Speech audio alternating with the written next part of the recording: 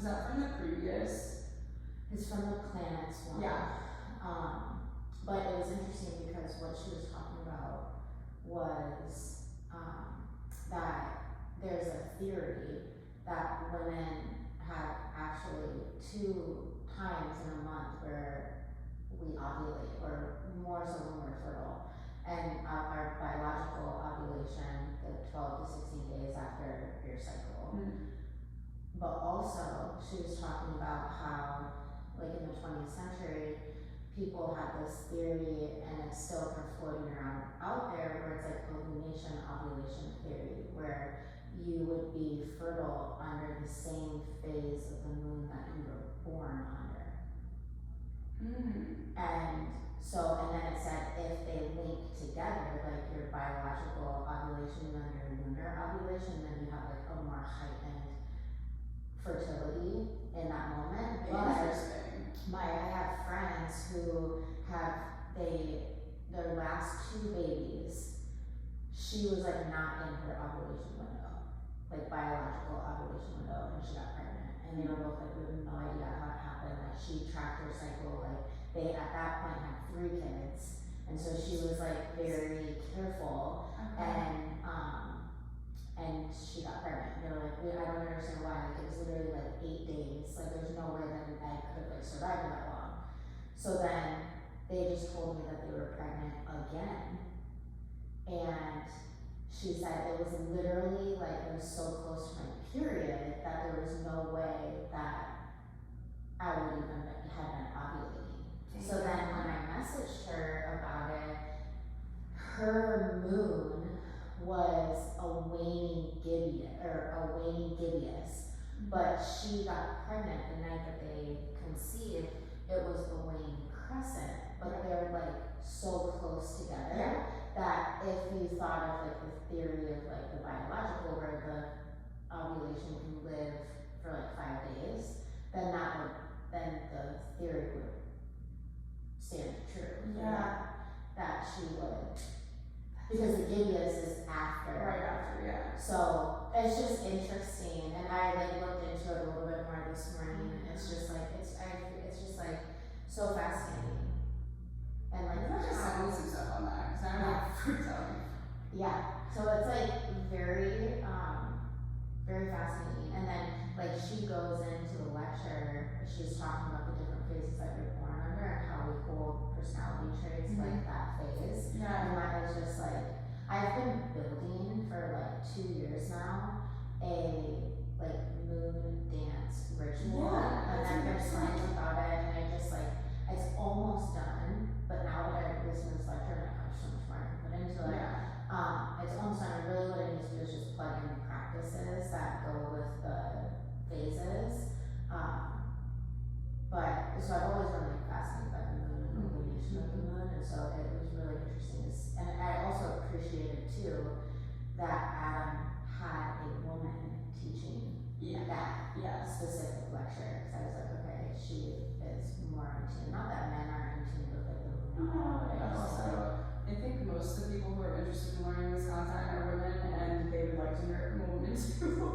It's easier. Yeah, it just makes more sense. It's kind of like, I think it's like very bizarre when like you go to like a guy kind of, because it's like, why do you want to run there? Why do you want to do that? It's fucking weird. It's not the 1960s. We don't have to have guys. My mom always says that when my brother was born, her placenta like didn't come out all the way, and so the doctor, there was like a little like Asian nurse, and then the doctor was like male, and he was like, okay, who do you want? Because my mom was like, I don't know anyone's hand up there, and he was like, do you want mine or hers? Hers makes all hers. Like, I'll take hers. Yeah, which is so funny. Fair. Okay, ready? Yes. Let's do this. 5, 4, 3, 2, 1. Welcome, my friends. We're back. We have been on a little bit of a month hiatus. I think the last time we did episode was the full moon. It was. Yeah, because we were both on vacation during the new moon, and you know, sometimes that's just how it goes. And this is a very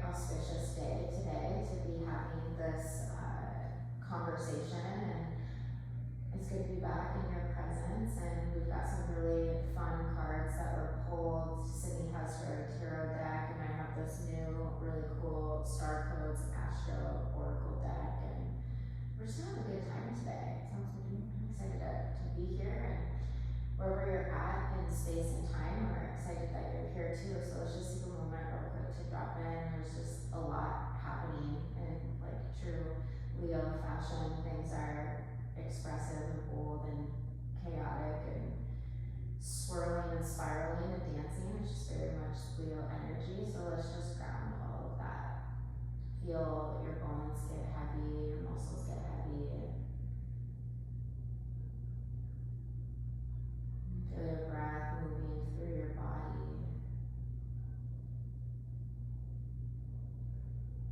And maybe if you're familiar with Ujjayi pranayama, you could start to restrict the muscles at the base of your throat. And as you exhale, it'll sound like you're fogging up a mirror. You'll keep the restriction as you inhale, starting to create an oceanic sound with the breath.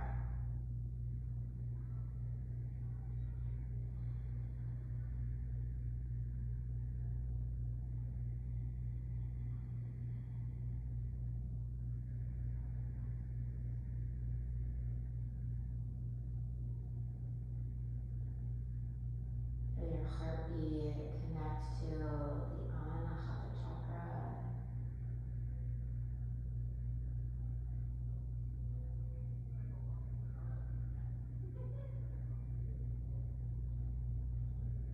We call in our angels, our spirit guides, and our ancestors so that this conversation is not only a benefit to Sydney and myself, but to and for the entire collective. And so it is. Sydney, good to see you. Good to see you. Thank you, you too. Thanks. We're like Opposites. moon, Yeah. full moon, yin and yang. I love it. Poppy said, "Is that what you're wearing?" Oh. Like it is. I love how it matters. Do not like it. She's like, "I think you should wear a dress." I'm like, "Well, I'm gonna teach yoga, so I don't think a dress is really like that appropriate." All right. So, Sydney, today we've got an auspicious day. It is in Vedic astrology. The moon peaks really kind of the day before Western astrology. So we have the Lionsgate portal peaking today, along with kind of the peak and start of the full moon. The Lionsgate portal, for those that believe in it, opens July 26th, I believe, and then closes on August 12th. It really peaks today on the 8th of every year. And I thought it was really interesting because I saw on my Facebook, it popped up a memory that I got my Dreamcatcher tattoo August 8th of 2012, which is 13 years ago. And it just seems like very crazy. And I looked at the picture, which I'll just show you later, and I'm like so dark. My hair is black, my eyes are black, just black thick eyeliner, black shirt, and it was interesting though, I had a Capricorn necklace on, which it's the Capricorn full moon in the sign of, or in the tradition of Jyotish or Vedic astrology, so I thought that was kind of like a fun little pull together. But this is really a deeply charged and multi-dimensional event that straddles both time and myth, east and west, earth and stars. Not only is this lunation lit by Aquarius in Western astrology, Capricorn and Vedic astrology, but it also synchronizes with the Lionsgate portal. We'll kind of dive into, is that real, is it not real, does it even matter? And so this is really an annual celestial alignment that really amplifies manifestation, healing, and personal evolution. And you know, who doesn't need all of those things? More manifestation, more healing, and more personal evolution. So this is a powerful threshold moment. It's a portal, it's a turning point. Let's dive in. Chat me. Love it. On the note of the Lionsgate, yes, an annual phenomenon that, cosmically, it marks this emergence of what is said to be an energetic gateway. So, at this time, the sun in Leo aligns with the star Sirius and also Orion's belt. So, this phenomenon was revered in ancient times by the Egyptians. The rising of the star Sirius, known as Sopdet, coincided with the annual flooding of the Nile River. So, this was obviously incredibly important to the Egyptians because it was essential to the process of their agriculture and ultimately their survival. and a symbol of like fertility, abundance, sacred renewal. And I was curious because like the Sphinx, isn't that set up where it faces the Leo constellation like perfectly? The Sphinx probably pretty badass right now then, since we're in Leo. One day we'll get there. One day we'll record a podcast at the feet of the Sphinx in the Temple of Isis. That is so badass. That's a retreat in Egypt. Well, since we're in the power of manifestation, we're speaking it into it. I love that. One of these days. I think it's really interesting too because they talk about, and I would love to hear kind of your take on this too.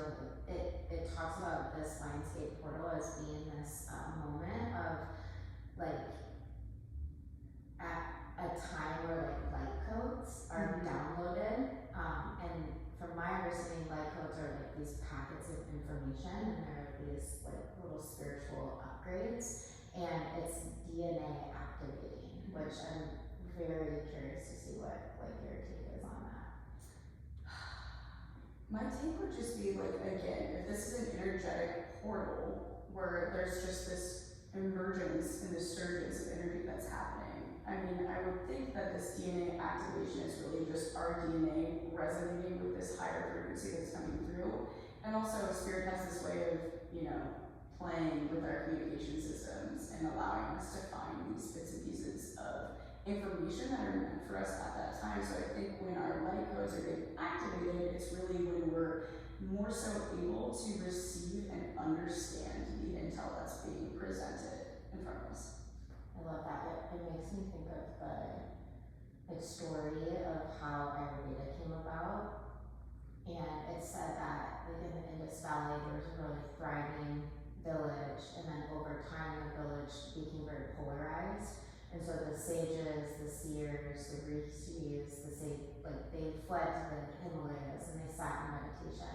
And then the kind of information of Ayurveda was then downloaded into them. And then they went back to the village and worked one-on-one with village members, and then over time the village came back together and they were prosperous and thriving. And it makes me think like those are like the light codes that are downloaded.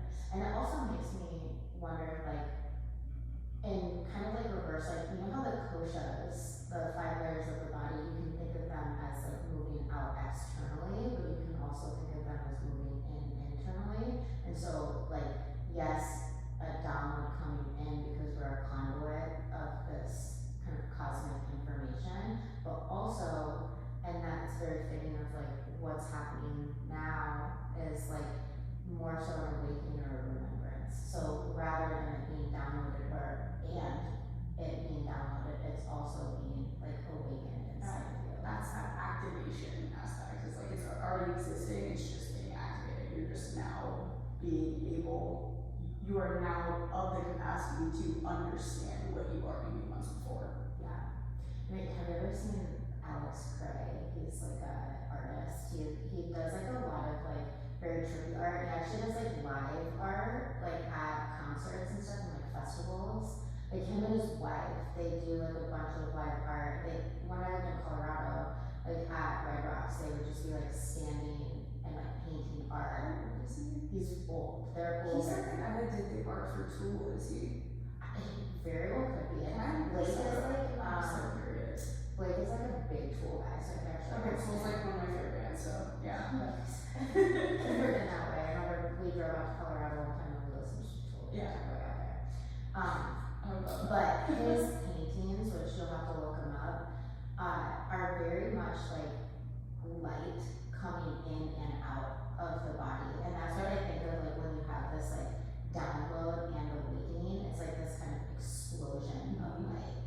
And that's kind of what it feels like right now. It's very like Leo energy. It's just explosive like creativity and expression. And so, our astrology teacher is, kind of this like groovy, like buff, very masculine guy who's incredibly knowledgeable, educated, and very interesting to sit at the feet of. But it's just, he had posted something today where it's like Lionsgate isn't a thing, it's like new agey woo-woo, and we're were talking about it before the podcast started, is like, I mean, does that even matter?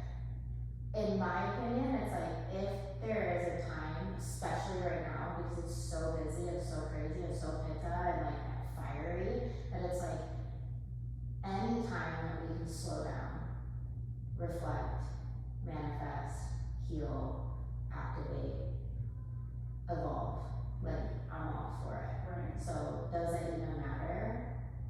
I mean, It's kind of like what I was saying to you too, is like, you know, some things don't have to make sense logically or empirically to hold, you know, significant meaning or relatability or resonance. I think that's kind of a lot of astrology as a whole is like that. So to say that something like Lionsgate is just complete and utter bullshit, even though it does derive from something that does make sense logically as to why this event would be revered, and it's just, you know, over time it's evolved into something completely different than what that was. That's understandable. That's how, you know, time and evolution works itself. So, you know, I do still think it has some sort of relevance or some sort of significant meaning, because there's a lot of people who they look forward to this event every single year. And the whole thing that being, you know, on 8/8, like, that's the numerology aspect is there, and I think that also deserves its recognition. Just because it isn't completely factual that it's Sirius rises on 8/8 every single year, sometimes it's some days before, sometimes it's some days after, that still doesn't matter. right. It's, you know, accessing higher frequency and soul memory and stepping into the soul purpose with courage and sovereignty. I mean, who doesn't want that? Who doesn't want to shine from the heart and lead from the soul and embody your essence? I mean, if we all took the opportunity to kind of bask in the energy of this portal, then I think there would be so much benefit to the greater good, and even on individual personal spaces, which,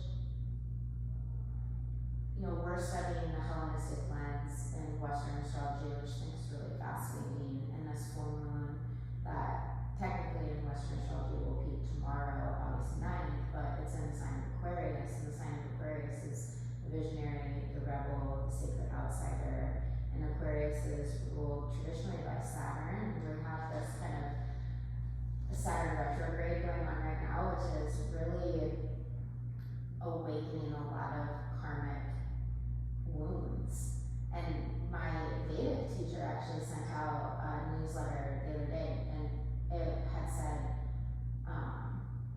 it was like a woman that was writing to her for advice on something, and the woman had said that when 28 years ago, she was out with a movie with her friends, and she came back and her parents and her brother were murdered.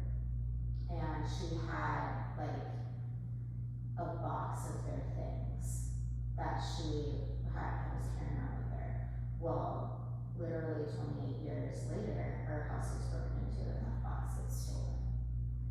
And she was just asking, you know, and all of these wounds are surfacing. And so my teacher was saying, well, that's not a coincidence, that's Saturn, because Saturn returns every 28 years.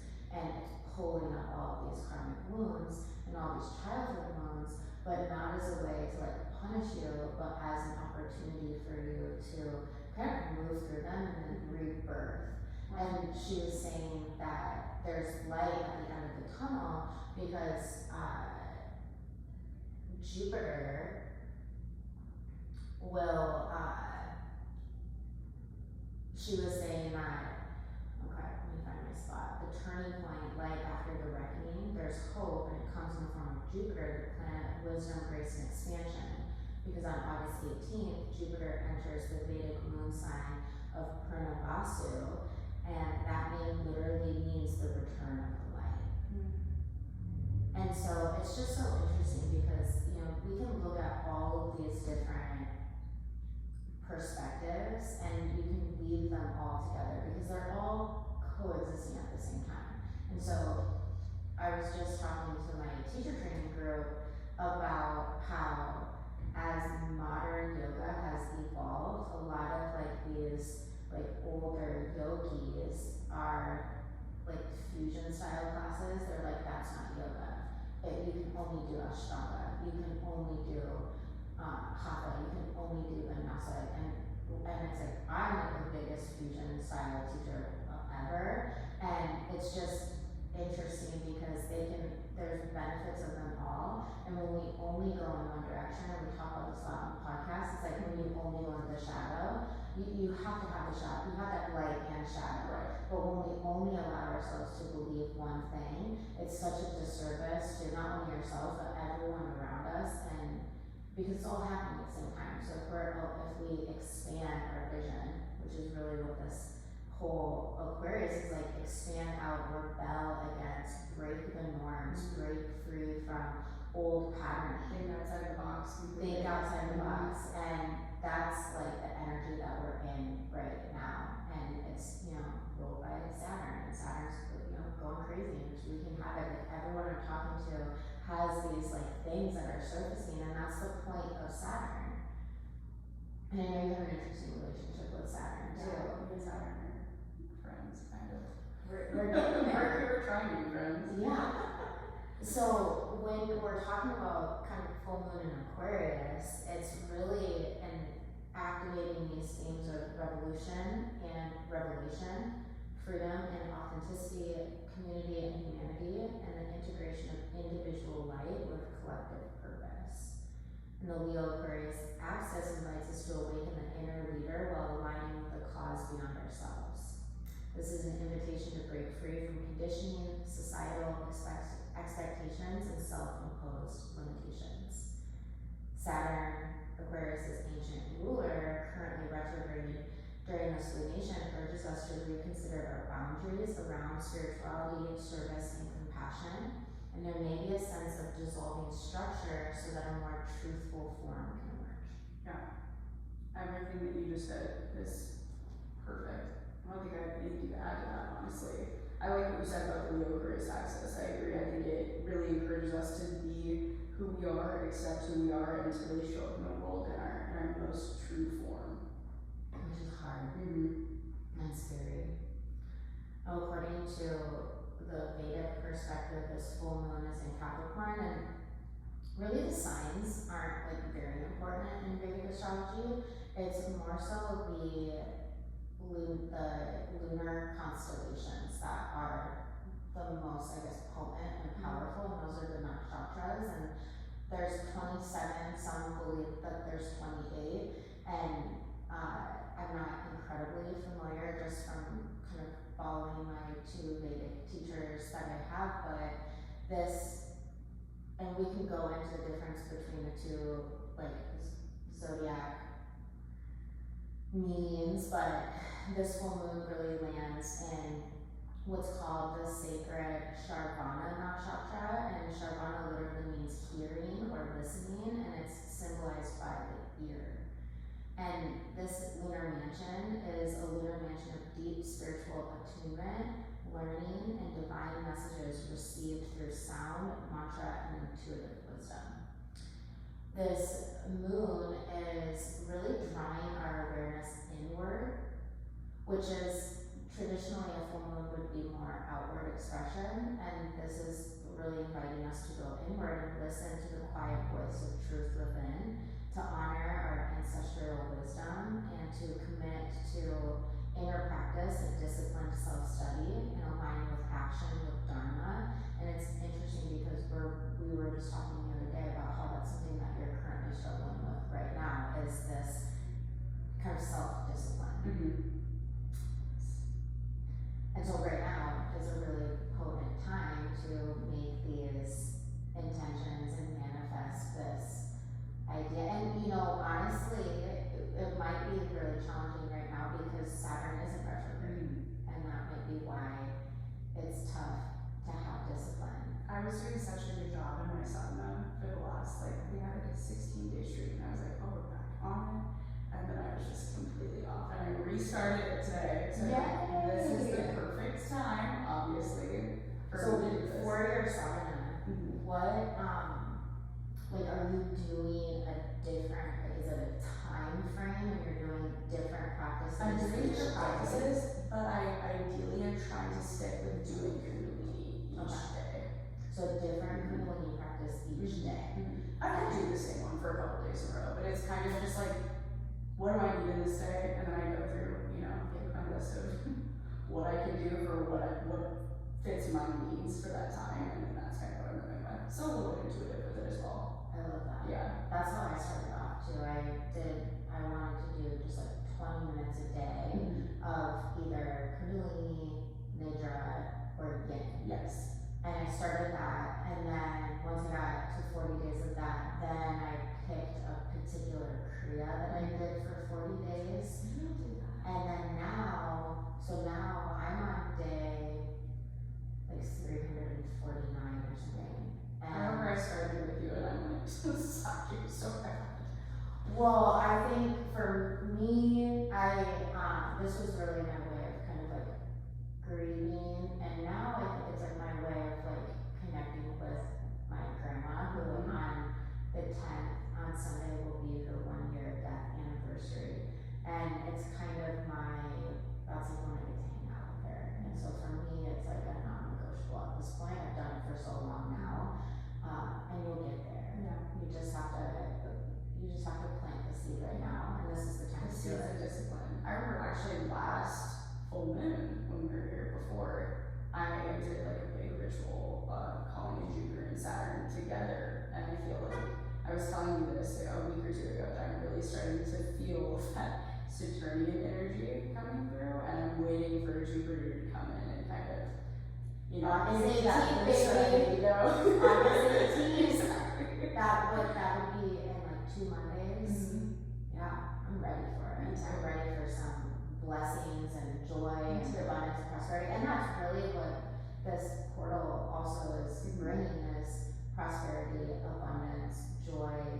But to get to that, we have to leave behind certain things. And so being very clear on what it is that you want to leave behind, what are the old patterns that you're ready to let go of. And I think letting go of things can often be way more challenging than stepping forward into new habits, because we've held on to them for so long, and they worked at one time, and we're just like held on and like holding on to it because it used to work. It's like, well, it's not working anymore. And nothing new can stick because you haven't made the space for anything to come in and fill that space. Yeah. And that's really what this lunar mansion is really inviting us to do, is like to listen to what it is that's not working, and to really be vulnerable with yourself. And that podcast I sent you today, and the chick was like writing things down as like a spiritual contract. Very true. And I don't know if you did the exercise. It's in the 14-day cleanse, but it's called Purge Emotional Writing. I remember that. Yes, I have done it. And you basically you get just a piece of paper, you set a 12-minute timer, and you just write. And you don't necessarily have to think, and it's actually encouraged not to think about it, but literally just like write and write and write. And then when it's done, don't read it, just rip it up or burn it. And then that's you kind of subconsciously getting rid of some of the things, so then you don't have to think about it. Like, that's, I think, why both of us love Kundalini so much, is because you move through a lot of these blockages without having to want to relive them, and then without having to really think about it. Like, you kind of just leave and you're like, oh, okay, well, I've like kind of broken that habit, and I didn't even notice that I did it. I love in a practice when you say, like, at this time, just like throw it into the fire. That's one of my favorite things that you say in practice, because it really gives me that Visual. The visual, exactly, of what it is that I'm doing, what I'm in the process of doing, and it always resonates with me. I did breath of joy in practice this morning, and that's one of my favorites. And I remember the first couple of times that I practiced that, my teacher would say, like, literally feel yourself throwing out, throwing back all of the bullshit, all the negativity, all the doubt, all the fear. Throw it back. And I would literally like reach up and grab it and just like throw it back, and it's like the most aggressive, like I did that right before I came here. I did your full moon, like one of the older ones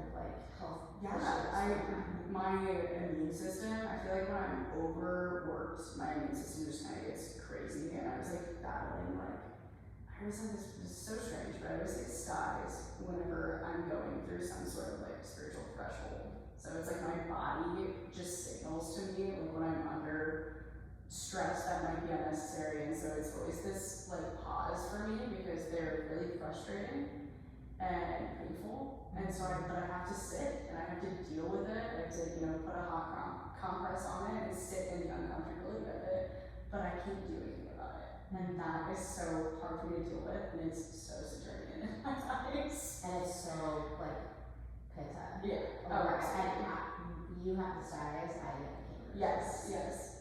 We all get these like our body gives us these messages, and for so many of us, we just push past them, and then we drill ourselves into the ground, and then we end up in the hospital for exhaustion or whatever it is, or we end up getting mono, or we end up having bronchitis, or like these random things where it's like, I didn't even know that was a thing anymore.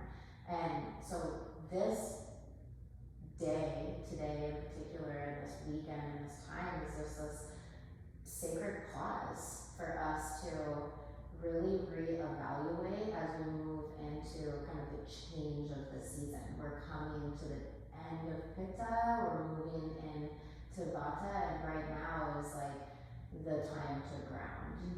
Ground.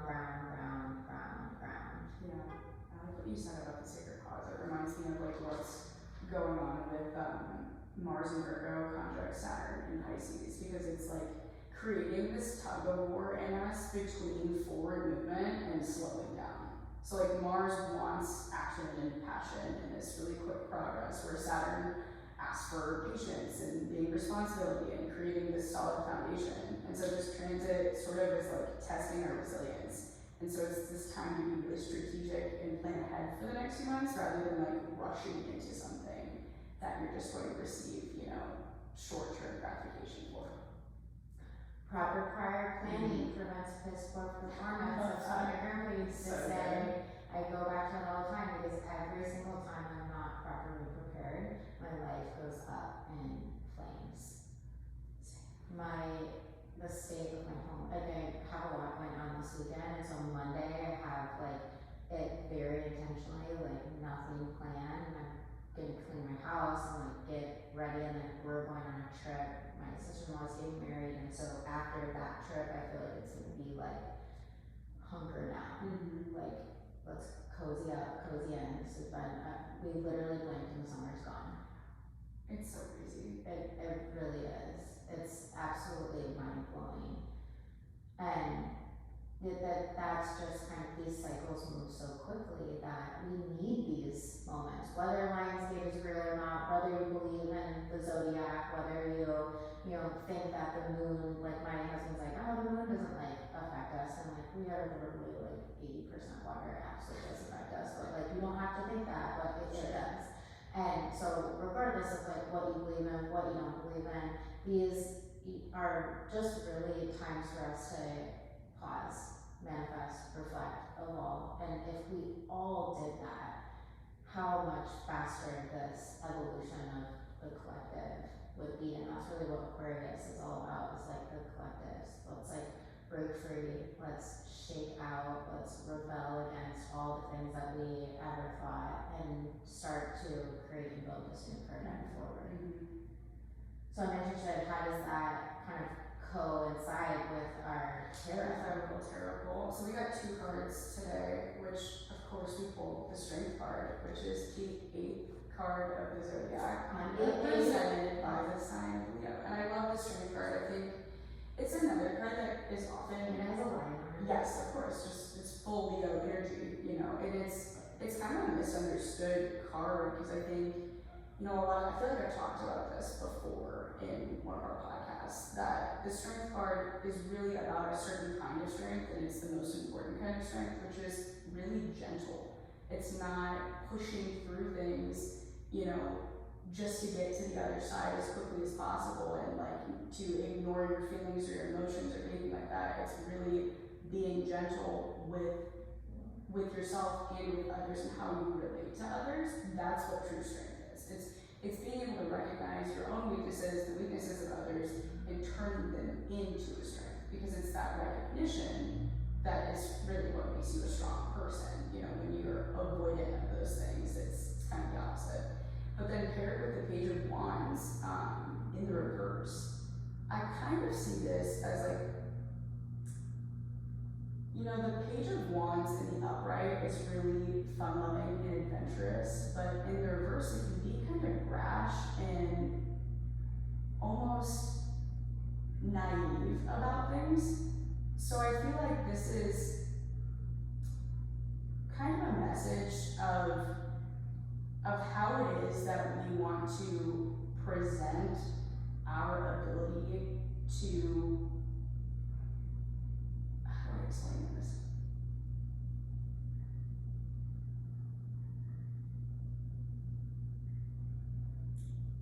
I had this like completely in my head before and I'm just losing it.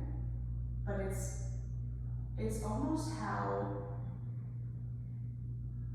we can show up in a way that is, like I said, not brash, more gentle, more loving, but still almost a little bit childlike in a way. And recognizing the ways in which we do show up that way and allowing ourselves to have that awareness so we can cultivate this greater capacity to understand ourselves and understand others, because again, that's where the real strength lies. I love that. These cards are absolutely beautiful, and I mean, of course, we would pick the 8th card. I wasn't as auspicious as you were.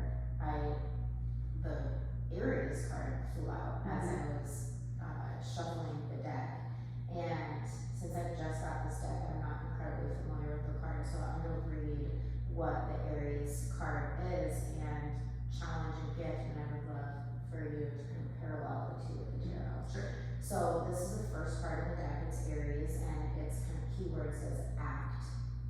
Aries asks you to remember your personal fire, your reasons for being alive. It pumps up the volume of your life force. Its energy is raw, exhilarated, direct, rude, passionate, and looking for a challenge. Use your wisdom to focus this raw power and give it a goal. Aries is the cardinal fire sign whose fresh, brash enthusiasm is symbolized by a headstrong ram.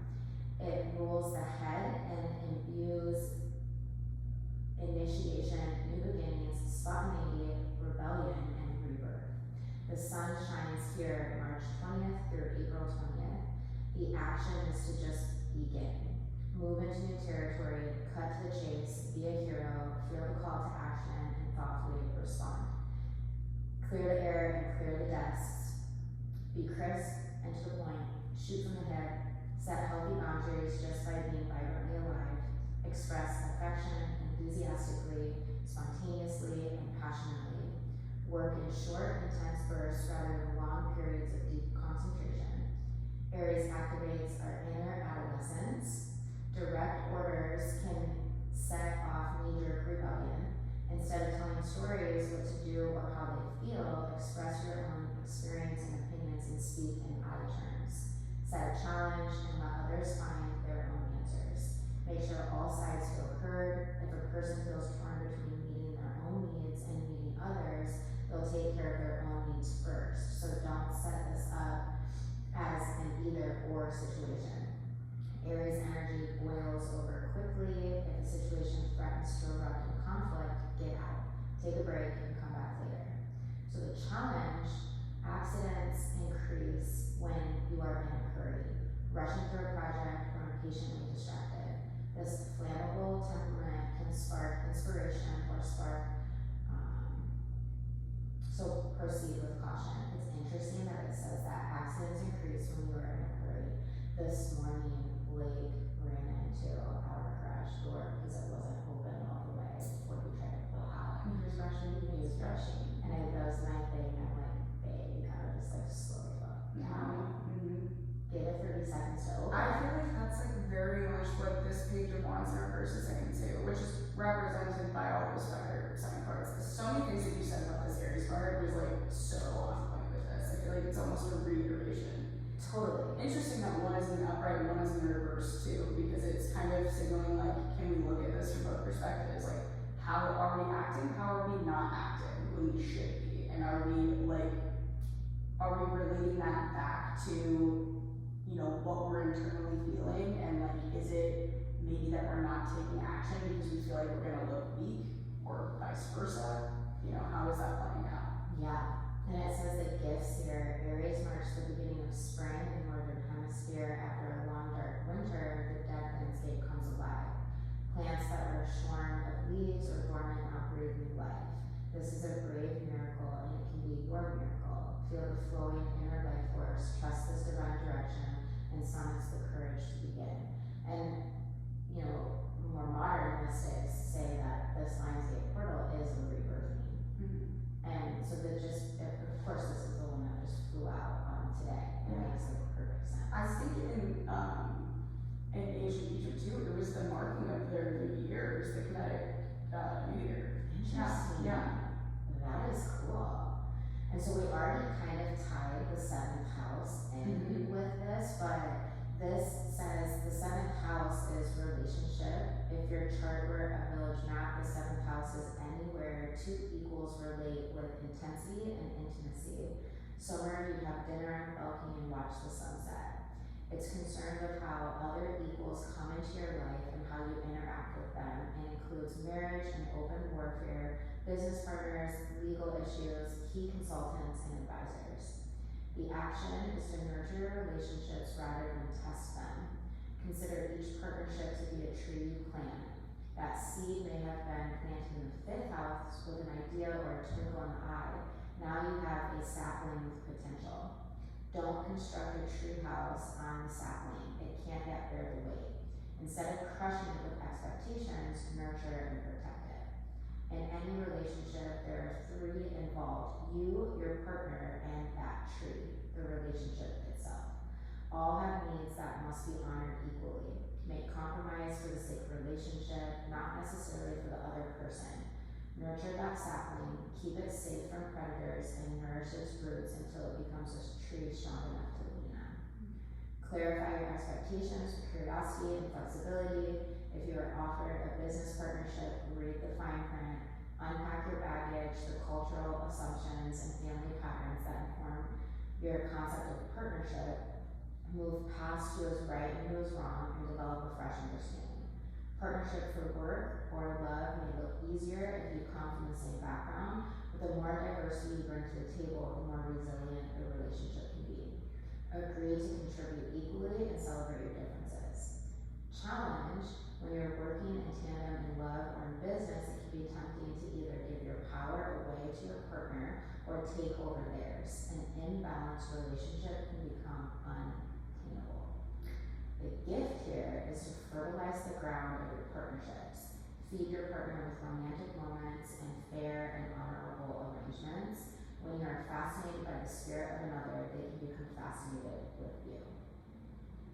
There's a lot of that. It's like, even though it's the seventh house, not pertaining at all to like Leo and the Strength card, there's a huge message that ties back to that. It really took me into like just the imagery of the card, where you have this woman who's being incredibly gentle with the beast, and I think it said multiple times in there that ideally, you know, in these relationships, and what does it say in there?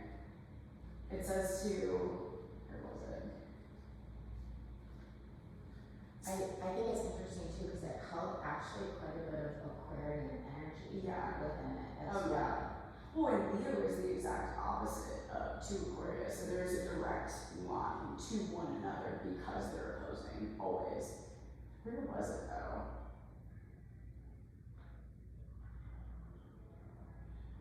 I'm excited to get to know this deck. As Sydney's looking at this, I'll put this in the show notes, but it's the Starcodes Astro Oracle by Heather Rowan Robbins, and it is absolutely stunning. The artwork is just so brilliant, and that's what really attracted me to the deck. But I really love the because sometimes you read their book and you're like, okay, this is fucking bullshit. Like, this person like barely wrote anything in here. But this one I think is good. Yeah, I think so too. But okay, so at one point it said nurture your relationships rather than test them. that was 100% here, you know, it's like that giving to that nurturing side, like that ability to understand one another, that's where that strength really lies, you know? Yeah. And then I think it was move past who's right and who's wrong and develop fresher understandings. And again, that just goes back into strength as well, because it takes, you know, a lot to move past the idea of I am right, I'm the person who's right in this relationship. And that, I think, is showing or signaling to you, like, I can recognize this weakness about myself, and right there is the strength. Yeah. Yeah. I think that's And kind of important. rebelling against these, I guess, conditioned ideas of what we've been told a relationship Right. is or should be. We've kind of had this like patriarchal lens put on it. I was talking about that with my teacher trainers the other day, where it's like a lot of these translations of the ancient texts were translated by men. And so there's this like very kind of derogatory context towards women that I don't think that the ancients actually felt. What the very first time I read the Kama Sutra, I was a certain translation that I had. Both Blake and I, my husband, we were appalled. I'm like, okay, this man is just like using these women as fucking slaves, basically. He's like sexual slaves. And I don't think that that is what the entire point of Tantra or the sexual aspect of Tantra was. It was really this like to awaken the Shakti energy so she could then rise up to the heart space and dance with Shiva as he descends down from the third eye. And I remember reading the Magdalene manuscripts, and I don't know if you've read that, Yeah. but they talk about like the Temple of Isis, and it talks about like Magdalene she was the activator of Jesus. He wouldn't have been able to ascend into where he went and what the world needed him to be without her. And then she took the brunt of everything so he could. And I think about that, like, even in my grandfather, it's like, once my grandma passed, he fell apart. She held everything together, and he was successful because she was there holding him together. Yeah. And I think about that. I was just at an event with Blake, and I was bartending for the event, and this guy had said, "Oh, you're so lucky to have Blake," of which I absolutely am. Blake's such a phenomenal person, and I feel very lucky because it was very dodgy for a while. The guys that I was dating, and Blake kind of came in and really picked me up when I couldn't pick myself up. But I'm like, he's fucking lucky to have me. Absolutely. I like hold all this together, and I do all this, and I had just made a social media post last week that actually was quite popular, and it was like, oh, she's so lucky that he worked so hard so she can stay home with the kids. And it's like, no one ever says, he's so lucky that she put her life on pause, that she sacrificed her identity, that she, doesn't get a break or doesn't, like, I feel like we have this responsibility to really awaken that Shakti and bring her back into the forefront. I think that's why we're so attracted to these feminine form reawakenings, and that's kind of like what this Lionsgate portal full moon is all about. It's like rebelling against what is conditioned right now or accepted right now, and we have to be the one to pave the way. And it's like, it takes a soft strength to do that. Absolutely. I love the way that you put that, and I love that you brought in the Magdalene as well. So, in the Gnostic Gospels, there is actually a Gospel of Mary Magdalene, and there's a part of it that talks about how in this like transmission of gnosis from, I think it was Christ after death to Mary Magdalene, because he was the one who appeared to her. She saw him when he was resurrected, and so she was the one who went and told all of the disciples about it, and they're like, why did he come to her? She was a woman. And in that, he tells her that in order to basically evolve, in order for the Shakti to rise, she has to become a man. And that's really controversial, because I don't think, again, that it's supposed to be taken the way that it is said. It's more so that she needs to understand and integrate both the divine feminine and the divine masculine. So it's like funny when you said, he should be let activating, right? And that's that balance that was coming through. So I love that. That's a good note to end on. We've got some good nuggets. I'm happy to re-listen so I can put this stuff in the show notes. But if anything resonated with you, please comment on our YouTube channel. We would love to get to know you and what you're looking for and where you're at, like literally physically location wise, but also just like, you know, I know that that's kind of our roots, seeds that we planted, was like wanting to build community together. And so like, subscribe, share, comment, like join our soul arcana, our moon dance, our 17 tarot, like please, we like are in this like weird spiritual bubble. We want more people in our bubble with us. So thanks for being here. Happy auspicious day. Have a great weekend integrating these practices, and know that these energies don't just like end today or end. Like if you listen to this in a week or 2 weeks or a year,